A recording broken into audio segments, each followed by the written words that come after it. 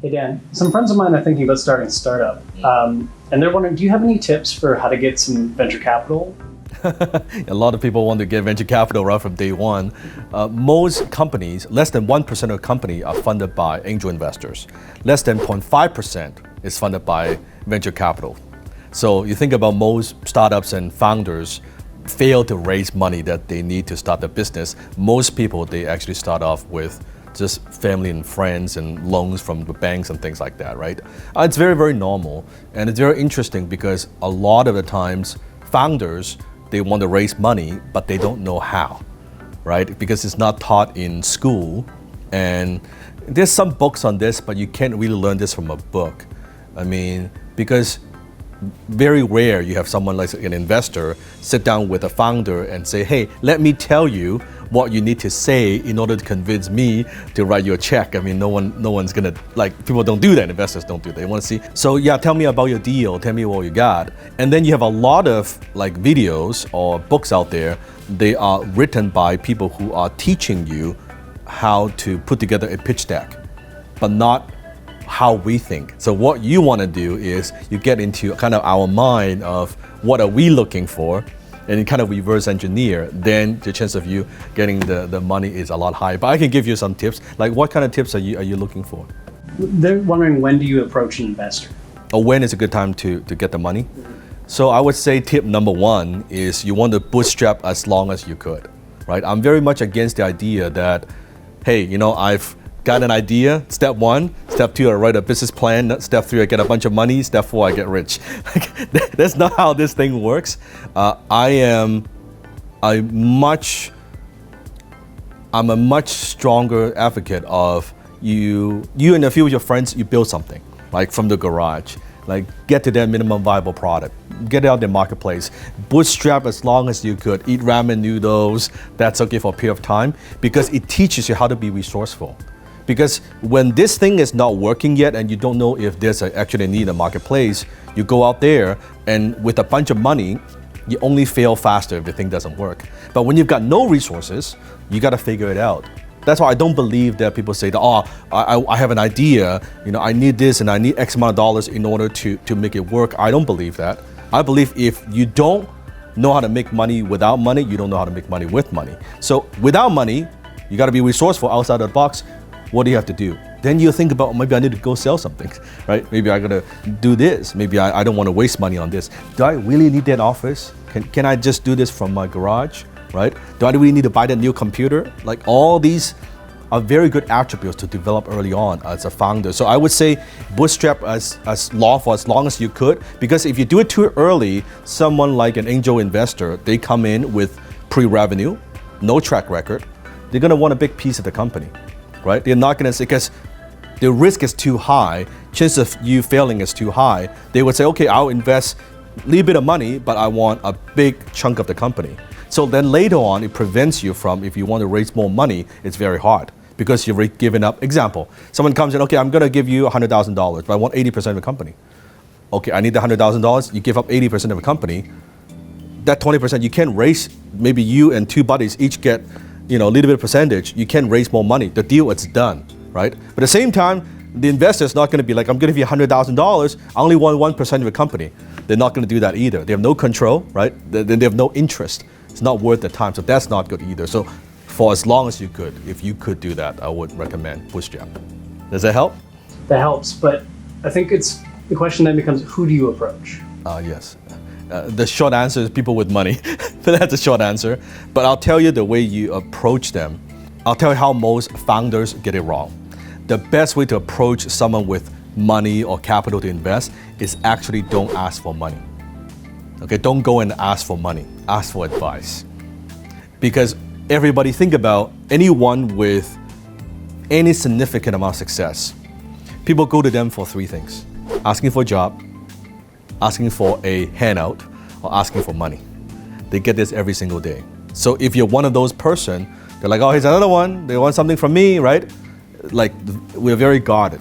But when you ask for advice, it's like, okay, because almost all successful people, from my experience, they're all very generous, right? Because most of them, they started from scratch, right? They've been where you're at, right? They started from scratch. They've gone through a lot of mistakes and hurdles and challenges. So as a young person, a couple young guys and girls come together, hey, I've got this idea, that's good. It's when you ask for advice and say, I've got this idea, I'm thinking of doing this is the plan. When you ask for advice, then they're not thinking about you trying to get something from me. So now they're emotionally invested. They're thinking, okay, well, I think you could do this and this and this and this. Now, there are two outcomes you get out of it. First, if your plan sucks, they'll rip it apart. That's good. You go back and fix it, right? And then you can come back. But if the plan, assuming is very, very, very good, like you show them, and then they're very impressed, they will naturally ask you, right? Have you ever thought about having a partner? Now you instead of a seller, you turn into a buyer. Well, I never thought about that. You see, I'm telling you how to sell me, right? I never thought about that, but what do you have in mind? Well, I think you can do this and this, and then from there it's 10 times easier because it is my idea. I came up with it, right? And then, so if it's the first case scenario, the idea is not good, but you go back and you fix it, and then you come back with a revised product, a plan. Now, how do I feel as an investor? You're coachable and you listen, right? And like you're an entrepreneur, you hustle, you get shit done, especially within a short period of time. I like it. And if the second time you come back and it's really good, now same conversation. Oh, maybe I want to invest, right?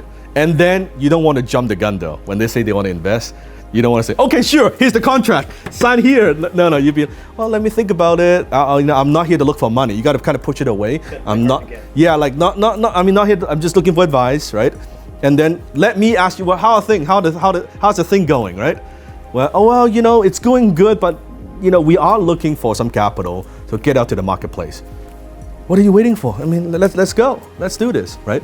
And more than that, chances are, within any successful investor, I probably have a network of people that I could introduce you to that could get this thing launched, right? So that's how we think. So don't ask for money, ask for advice. So that's the who and the when.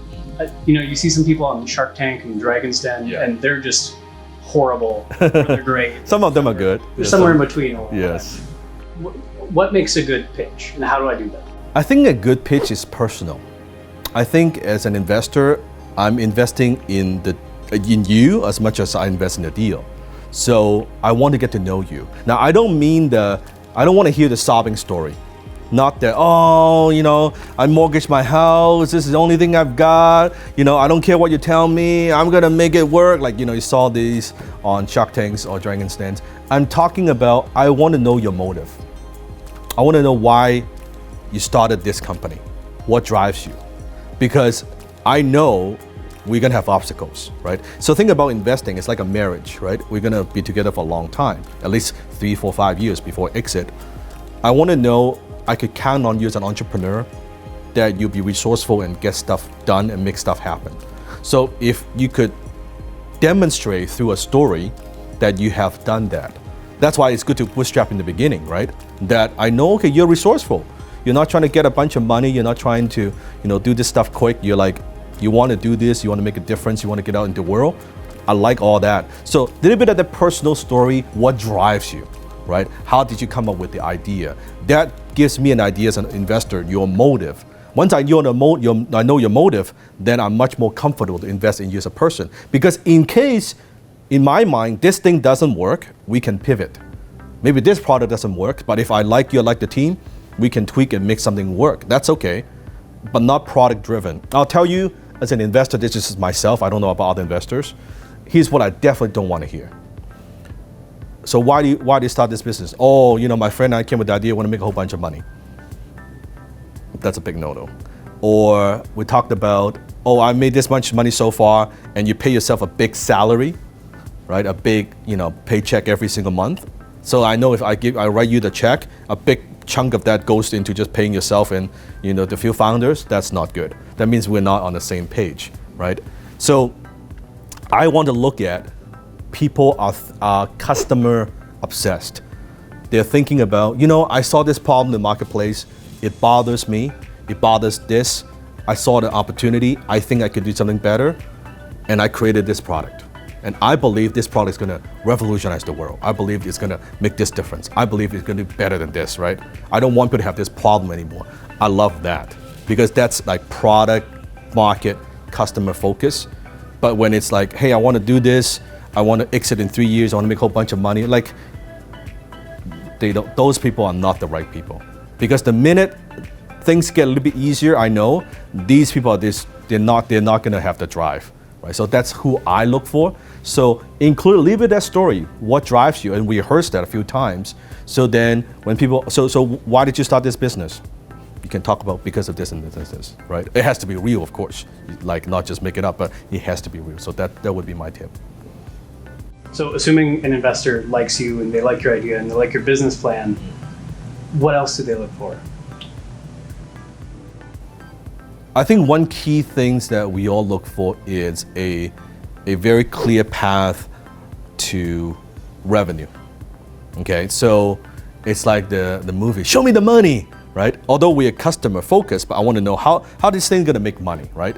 Because from an investor perspective, a good investor at least, I'm not thinking about how much money I would make, I'm thinking about how am I gonna not lose my capital, right? How long will this last once I write that check? Are you gonna come back to me next month with asking for another check, right? So I wanna see, now it doesn't need to be like, yep, we're gonna hit these projections, this is what's gonna happen, and if you don't make those projections, like this is horrible. No, we know it's not gonna be accurate. We know it's a wild ass guess, but we want to be very clear with how you're gonna do the marketing, how you're gonna do sales. I'll give an example. So I was looking at a deal. The guy was telling me about, so I said, okay, you want this much money. What are you gonna do with that money? Well, I'm gonna hire a digital marketing firm to do marketing for us, to get out the marketplace. Okay, I said, so exactly what's gonna happen? Well, they're gonna do some, pay traffic, they're gonna do some SEO, they're gonna do this. To me, I'm already out. That tells me he doesn't know how the thing is gonna make money. It's not very clear. It needs to be very, very clear. Clear as, okay, we've got an offer right now with a average cart value of $50, right? And I know we are now getting traffic for $30 per unit. Each customer comes in, right? We are making a slight profit. And I know that we've done all this testing that we could scale if we have a bigger budget. Maybe the ad cost would go up, but we're still okay. Plus, we've got all these other back-end products that we are coming down the pipeline, or it's already in place, that we can make more money every customer that comes in the door, right? And we've already tested Facebook, we've tested Google, we've tested this. These are the metrics. So if you write me a check for X, this much is going to go towards this much is going to towards that. And if it doesn't work, we're going to cut the losses and we're going to do this. You see the difference? That's what I want to hear. That's a very clear path to revenue, not I'm going to hire some people to. If the founder cannot clearly articulate how they're going to generate revenue and customers, I'm out. It cannot be I'll pay some PR company. It cannot be, no. And I also don't like, I'm just going to call more people. I'm going to hit the pavement. I'm going to hustle. Not that you don't want to hustle, but tell me that you don't have a plan. What if you hustle and it doesn't work, then what happens to my capital? Right? I want to see, it's like, I want it to be safe. So how can you ensure me as an investor that it's safe, it's protected? I want you to hit the pavement. That's like manual labor, do that. At the same time, I need to know it's going towards something that's getting a return. Now, I don't expect it works perfectly. You might run some ads, you might do something that it doesn't work, but I want a plan. So that's what I would look for. So that's everything to do right. Yeah. What's the biggest mistake that people always make? I would say the biggest mistake is they exaggerate. Founders, startups, they tend to be very optimistic.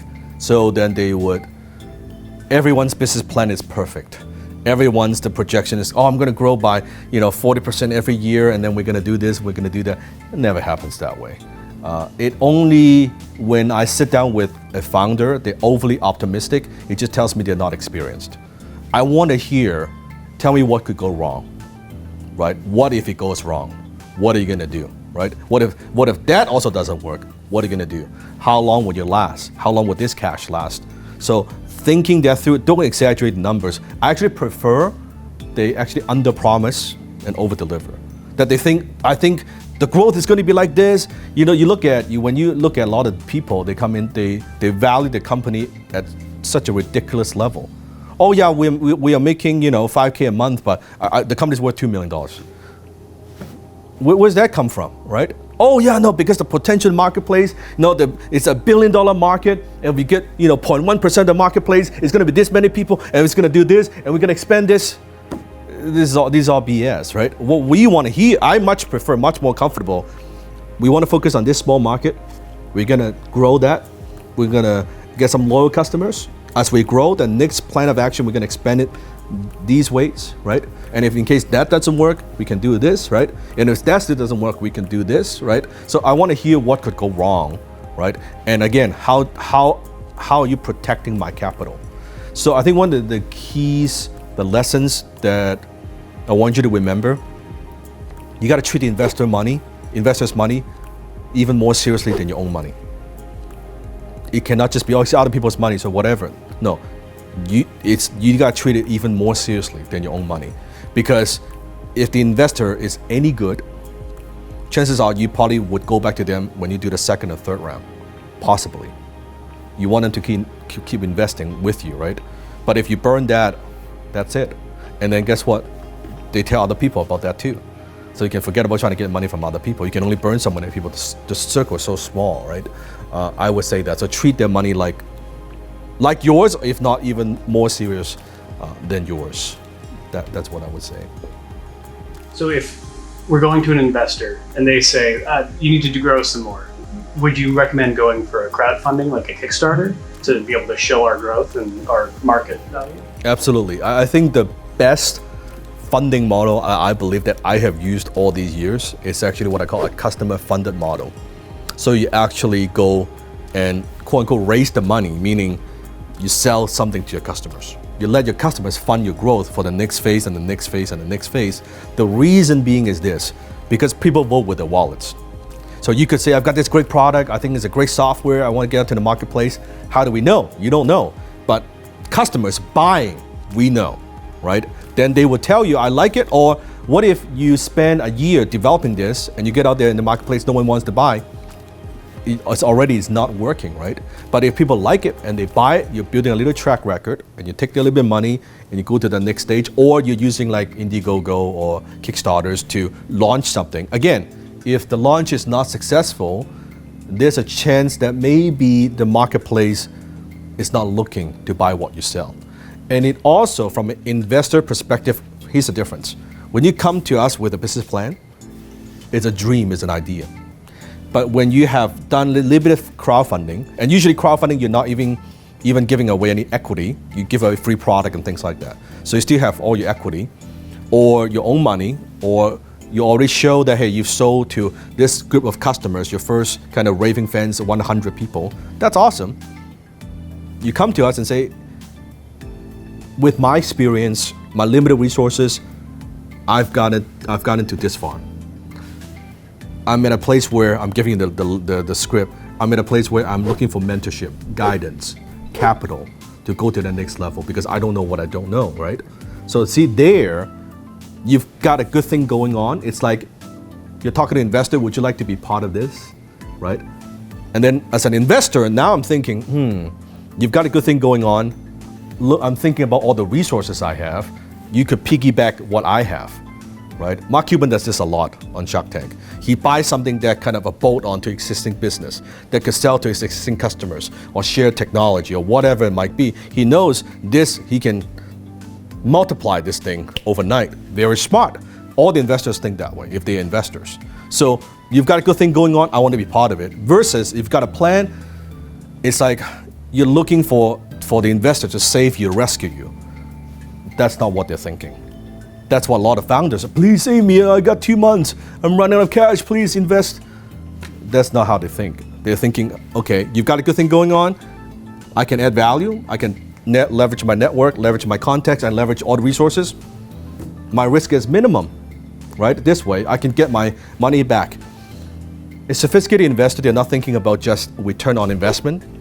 It's return off investment, right? When can I get my money back? Because the minute if I invest $1 million, I can get my money back. Everything else is just returning gravy. But if I invest $1 million, I can make X amount, but if I lose $1 million, that's capital that I've lost. That means I need to take capital from other things I have or or the capital that I have from other things to put into this to keep this going. That's not good. That's not a smart investor. So I think it's great. Sell something, and then also when you sit down with the investor, it proves to them you could generate revenue. You could sell, right? You're not afraid to sell, you know how to market, because otherwise you would not have gotten those customers. I'll tell you, like, music to our ears is, I saw this problem, here's my story, I created this product, I didn't even know that it would work, but I got in the marketplace and somehow I sold X amount of units without a ton of advertising, without a lot of resources, but now I needed more distribution, I need more exposure, I need whatever. So version 2. Yeah, like version 2, and I know that's what they've been asking for. I've already got people back order, they want this thing, but I can't fulfill it. You can hear this from Shark Tank, right? I can't fulfill the order because of this. Now investors like, okay, that means the minute I write you that check, you're gonna put it to work to bring in more dollars. Not, I'm gonna write you that check and see what is gonna happen. We don't know. That we like. So I always believe that if you've got the customers, the investors will follow.